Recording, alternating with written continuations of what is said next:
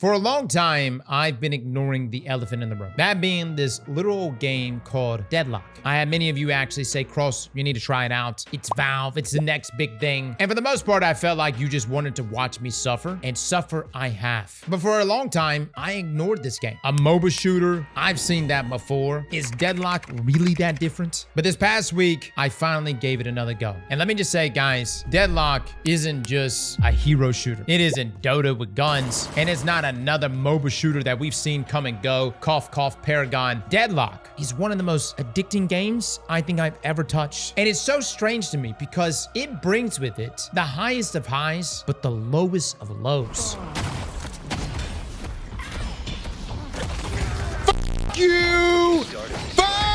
I'm not gonna lie, fellas, on stream here recently, I've been an animal, like borderline toxic. I kind of prided myself in being this beacon of positivity in the gaming community that I've represented inside of Destiny for so long. You wanna lick my ass now? You wanna lick it now? But when it comes to this game, hot damn it, fellas, the beast just comes out. I'm blaming everybody. I'm blaming my teammates. I'm blaming the enemy. Hell, I blame the game. And it's all because I'm trying to avoid blaming myself. Myself for sucking ass.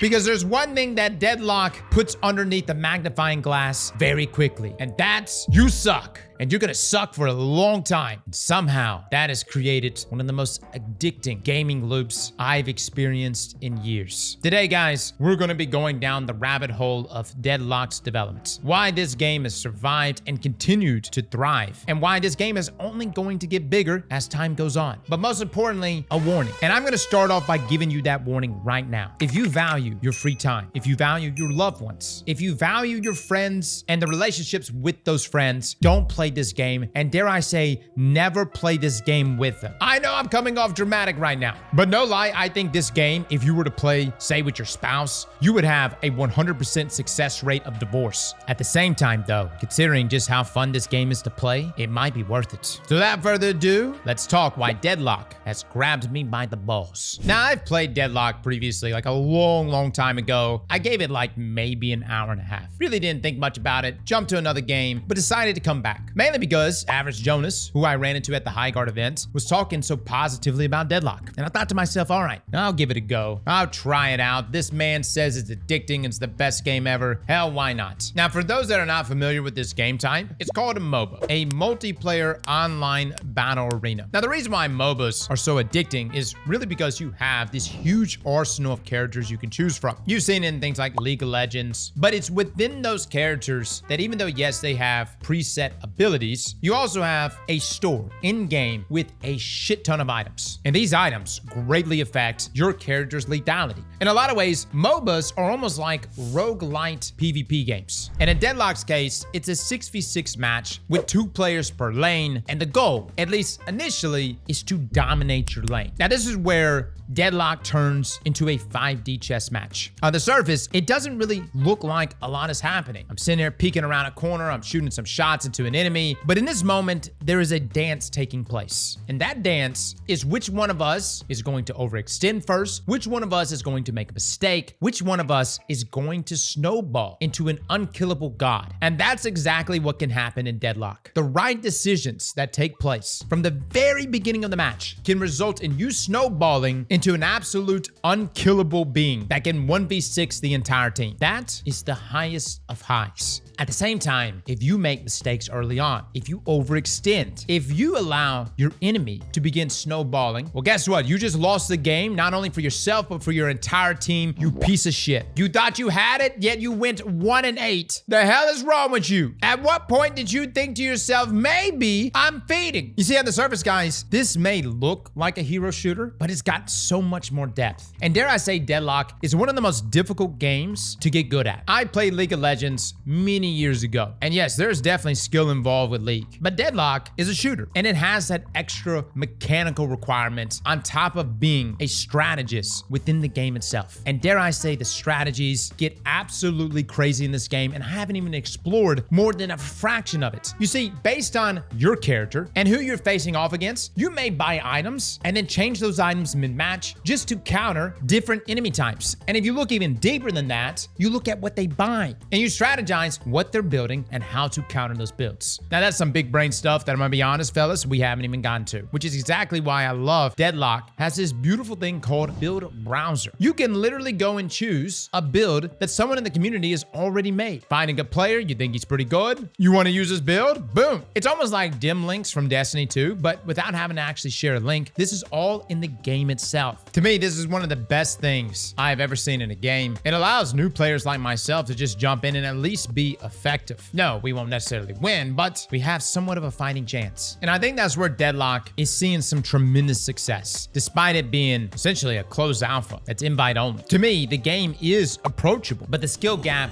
is massive. What you're seeing in front of you is my gameplay, and by no means am I a skillful player inside of Deadlock. And it's crazy when I actually pull up the pros in this game, man. And it is insane watching their gameplay. I'm gonna be honest, guys. I don't think I can ever go back to watching a hero shooter. And it's not that I'm not a fan of Marvel Rivals or Overwatch. It's just that the depth that's present here is the equivalent of watching a chess match versus checkers. No lie, I think Deadlock has ruined me because now I expect this level of depth in all PvP games that I play. Now, if you're like me, you may be wondering, where the hell did this game even come from? To understand Deadlock, we really have to go back to 2018. The project wasn't even called Deadlock back then. It was codenamed Citadel and later was named Neon Prime. And let me just say, yes, it looked generic. It was a sci-fi shooter, robots, lasers, very cyberpunk at home aesthetic. It looked like it was trying to chase Overwatch. And characters we know now look completely different. Look at Viscus. He wasn't a green goo ball in a jar. He was a pufferfish in a mech suit. Ivy, she was a robot named Tengu. McGinnis, a welder named Forge. You see, Valve had a working game, but they realized something crucial. Generic sci-fi dies. So in a massive pivot that really would have killed any other studio, they scrapped the art. They threw it out and they brought it back in this 1920s occult noir aesthetic. We're talking steampunk ghosts, Art Deco architecture, demon packs. This is what gave the game its soul. But the art isn't why the game feels so heavy. The reason this game didn't end up like Battleborn is really because of one person, or I guess in this case, one amphibian. For years, people saw a dev named Yoshi being active in the Discord, posting patch notes at 3 a.m., balancing numbers like a madman, and it's an open secret in the community that Yoshi is IceFrog, essentially the mastermind behind Dota 2. Now, this explains everything. Other devs tried to make shooters with MOBA elements. They watered it down, but IceFrog did the opposite. He made a MOBA that you would play with a gun. Now, the lanes inside of Deadlock actually started with 4, but they shifted it to 3 in early 2025 to tighten the map. The items, these aren't just simple items. You're buying active items, refresher orbs, silences, and the complexity is something that's not hidden. They threw the whole spreadsheet in your face and they said, learn it. And then came the hook for me. Outside of the gameplay loop of snowballing into an unkillable being that wipes an entire team, it started very small. Soul denial. You see, inside of other MOBAs, you kill a thing and then you get gold or some form of currency, which is pretty straightforward and very simple. Inside of Deadlock though, you kill a thing, but a soul floats up. And then you have to shoot it to secure it. But if the enemy shoots it first, you lose it. This single mechanic, in my opinion, changes everything. You see, it turns that first 10 minutes of the game into this high stakes duel of constant pressure on your enemy, which is anything but passive. See, a lot of people tend to lane very defensively and in some cases even passively, but that already starts the snowball effect in your enemy's favor. At the same time, if you happen to have been killed a few times, but you're just like the best denier of souls, there is always a way to make a comeback. And that deepens that chess match where there is only so many souls on the map and you yourself are fighting for it every single second. You're controlling the battlefield and it literally all starts right there in your lane. Now you probably noticed some of the movement here in this game is pretty trippy. And yes, that is arguably one of the things that separates Deadlock from so many other games. Deadlock is all about stamina management and how you move around the map. See, every time you slide, you have infinite ammo, but every time you dodge, that consumes stamina. Every time you double jump, that consumes stamina. And literally conserving your stamina, although will eventually become second nature to you, is something that's extremely important, not just when it comes to getting out of dangerous situations, but also just maneuvering around the map. If you notice something about the map here, where most MOBAs are flat, Deadlock is a jungle gym. Everything here is so vertical, from the zipline systems to the air vents that push you up. And what's even crazier is that this doesn't just stop from the street level up. The fight takes place even in the sewers, in the alleys. Hell, Hell, there's these little cubby holes that if you're small enough, you can fit inside and escape enemies. The two areas that I feel like Deadlock really separates itself when it comes to that skill gap is in your movement, but also in your mastery of the map. Understanding where everything is present, understanding where there is an entry point, there is an exit point, and how to cut off those enemies. Because even though the fights do take place in those lanes, they 1000% will break out to every other area of the map, from the rooftops down into the sewers. And how you maneuver around the map and control those various resources is how you chip away at your enemy and eventually overtake them. Now, this is not necessarily a guide to Deadlock. Believe me, we're nowhere near there. But this is my observation, at least over the past week. And what this really equates to is that in my mind, I go, okay, Cross, how long will it take us to master this game? And to that,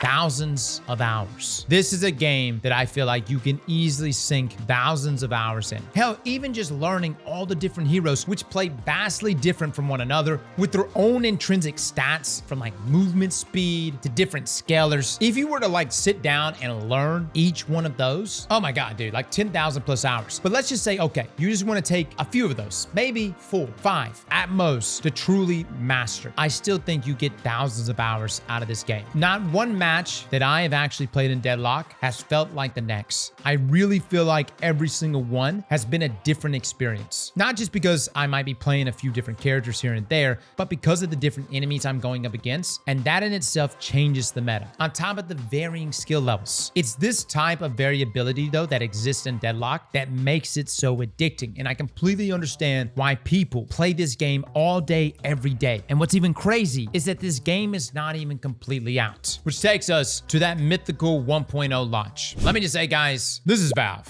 They don't really operate on our time. They don't really even do roadmaps. They don't give release dates. They don't really even promise anything. They kind of operate on Valve time. That roadmap is essentially silent until an update hits you in your Steam library at 3 a.m. on a Tuesday, which is crazy. But if we look at how they handled Dota 2 and CS2, you can kind of read the tea leaves. Right now, we are in the viral beta phase. The invite system is the marketing, and they are essentially stress testing the servers and letting the community balance the game for them. Yoshi/IceFrog is watching the data, not the calendar, which means we really only have 3 things standing between us and a full 1.0 release. Number 1, the ranked ecosystem. The moment Valve drops a visible ranked mode with leaderboards, that is the soft launch. The second thing is the hero roster. Now, I believe that the roster here is really solid, but Valve is not going to launch until the meta is diverse enough. And from what I've at least seen online, it seems like they're looking to get that Dota depth before they open the floodgates. And the third thing is really that esport push. Even though, yes, I find Deadlock to be an incredibly fun game, Valve is not making this game for just fun. They are building the next international. The roadmap will end with a multi-million-dollar tournament, with Deadlock being built for spectators. From the verticality, the team fights, the soul denial, this game is made not just to play, but also was made to be watched. Now, the time frame for this, I have no idea, guys. I wouldn't hold your breath. For the time being, the only way you can get into the game is if you send out an invite, which you yourself can do if you're in the game. And if you're in a situation where you're actually needing to get an invite, we do have a Discord channel, we'll link down below, where folks literally just send out invites all day long. With that being said though, like we talked about last week when we talked about No Rest for the Wicked, Deadlock is also another game that I wouldn't just sit around and wait for its full release. You're missing out, guys. This is a fantastic game. And I think a lot of people get in their heads where they're like, oh, the game's not fully released, therefore it must not be good yet, or I shouldn't give it my time yet. And that couldn't be further from the truth. If anything, right now is one of the best times to get into this game before those floodgates open. What I do expect to happen with Deadlock though, is that I think this is going to be one of the most dominant games that could potentially absorb many of the top PvP games out there. And for good reason. It's got so much here, guys, that even myself, who's not even a diehard MOBA fan, man, I play as casual as they come. Even I absolutely love both playing and watching this game. It's a good one, guys, and I definitely suggest checking it out. Although again, like I warned you earlier, if you value your free time, you may want to hold off on this one. I don't think I've played a game that eats up my time as fast as this one. 1 hour turns into like 8-9 hours in a blink of an eye. To the Deadlock community, keep doing you, man. Keep giving feedback. What all of you have accomplished over the past few years has really been incredible. I wasn't necessarily sold on this game when I first played it. Granted, I didn't give it much time, but where it is now, hot damn is it special. Fellas and ladies, thank you all for coming and watching, and as always, slap that like button like your mama told you right.